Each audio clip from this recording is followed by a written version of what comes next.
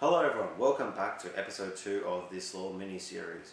In today's episode we'll be focusing on how we arrive and how we introduce ourselves to the event. As a reminder, the event can be any location you choose, whether it be a cinema, a nightclub, a bar, or a family gathering.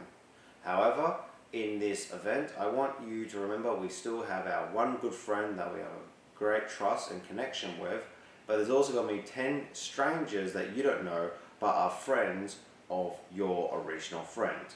From now on, to simplify things, I'll be calling our original friend OG from now on.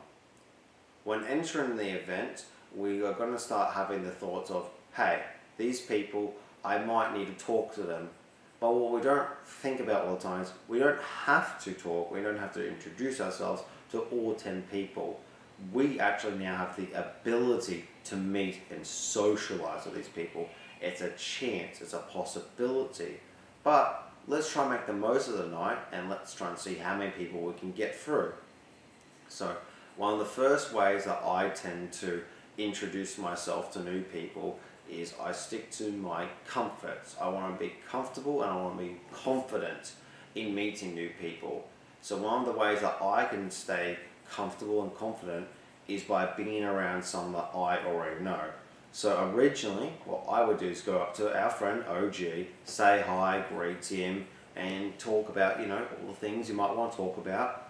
After doing so, what I'm going to do is I'm going to ask OG to introduce me to some of his friends and the strangers that I don't know, but I want them to focus on people that I have a common interest with, someone that I can connect with and talk to personally with.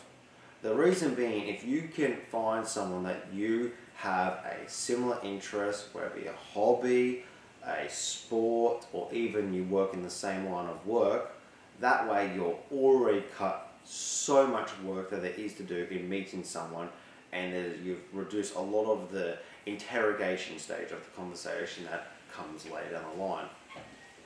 So when our friend OG takes us around and introduces us to people, I'm going to give them names. I'm going to make up some interests that they might have. For example, the first person that I'm going to be introduced to is Bella. And Bella loves snow sports. They're a skier. Now it just so happens that I also like doing skiing, not competitively. So introducing myself, meeting myself to Bella, I'm going to start the conversation by saying, "Hi Bella, how are you? I heard that you are really into skiing. How long have you been skiing for?" And by doing so, we've introduced ourselves and now we've started a conversation. We've gotten rid of any dead air and hopefully Bella has responded and started reciprocating what we want to hear. All about their skiing. I've been skiing since I'm 7 years old and I do it down at this national park and I do it 3 times a year.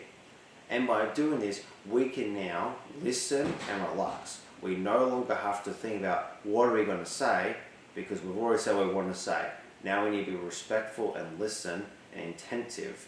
But what we also need to keep out for is listening for those breaks and those pauses in the conversation. And we need to use that as a time to respectfully jump into the conversation and not be rude and not interrupt, and then put in our statements of the story. "Oh, that's really cool. I haven't been to that national park before, but I hear they've got really good ski spots and a really big slopy mountain." Now by doing that, we're showing Bella that we have an interest, we don't find them boring, and we are actually listening. That's one of the biggest things that can make a friendship break or not, if you actually care. No one's your friend if you don't care about them. Simple as, that's not a friendship. So now, I hope by having all this knowledge that you now are ready to move on to the next stage in the next video. Thank you for watching.